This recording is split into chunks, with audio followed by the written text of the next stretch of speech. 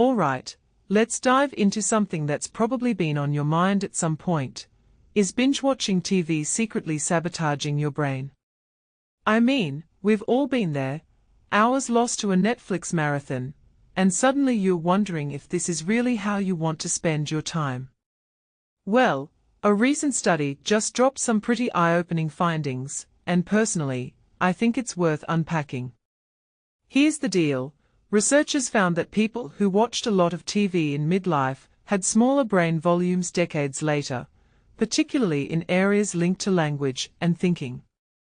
Yikes, right? But before you panic and cancel your streaming subscriptions, let's dig deeper. What makes this really interesting is the comparison to sitting at work. Turns out, sitting at your desk all day isn't linked to the same brain changes as vegging out in front of the TV. From my perspective, this isn't just about physical inactivity, it's about what your brain is doing while you're sitting. Watching TV is passive, you're absorbing information without much engagement. But sitting at work, that often involves problem-solving, communication, and multitasking. One thing that immediately stands out is how this study challenges the idea that all sedentary behavior is created equal. It's not just about moving your body, it's about keeping your mind active. Now, let's address the elephant in the room. Does this mean TV is bad for your brain? In my opinion, it's not that simple.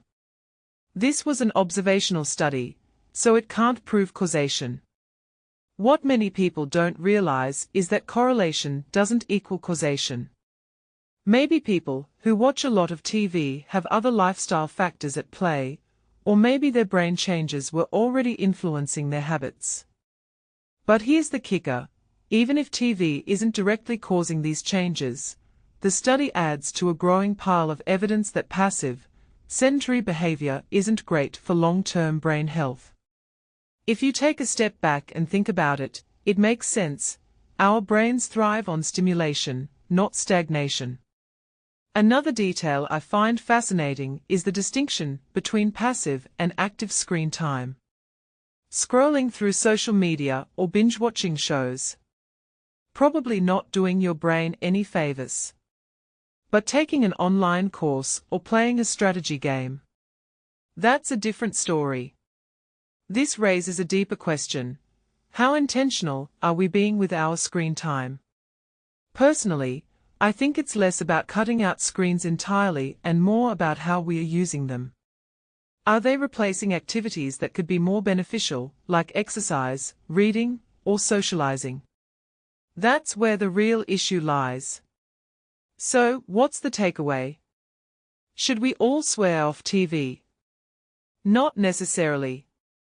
I mean, let's be real, sometimes you just need to unwind with a good show.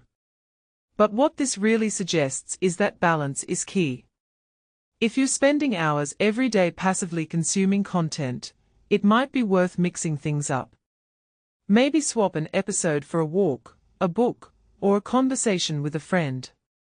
And here's a thought, what if we treated our brain health like we treat our physical health? We wouldn't skip the gym for months and expect to stay fit, right? The same logic applies here. Finally, let's zoom out for a second. This study isn't just about TV, it's about how our daily choices shape our long-term health. From my perspective, it's a reminder that small habits add up over time. Whether it's staying active, eating well, or keeping our minds engaged, every little bit counts. So, the next time you're about to hit play on that next episode, maybe pause and ask yourself, is this what I really want to be doing right now? Or is there something else that could be better for me in the long run? Just a thought. Let me know what you think in the comments. How do you balance screen time with other activities? And hey, if you found this video interesting, don't forget to like, share, and subscribe. Let's keep the conversation going.